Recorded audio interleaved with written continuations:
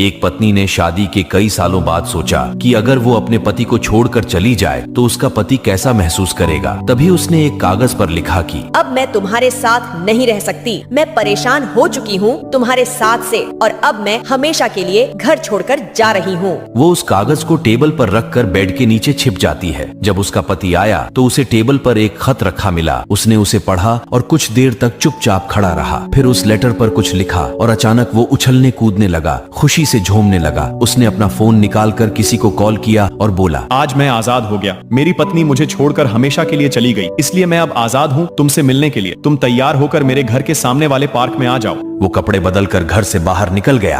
पति के जाने के बाद पत्नी बेड से बाहर निकली। उसकी आंखें आंसुओं से भरी हुई थीं। उसने लेटर को उठाया और उसको पढ़ा, जिस पर लिखा था, बेड के नीचे से पैर दिख रहे थे तुम्हारे, अब जल्दी से चाय बनाओ। मैं पास की दुकान से ब्रेड लेकर आता हूँ। जिंदगी चाहे जैसी हो, लेकिन खुश हूँ कि तुम मेरे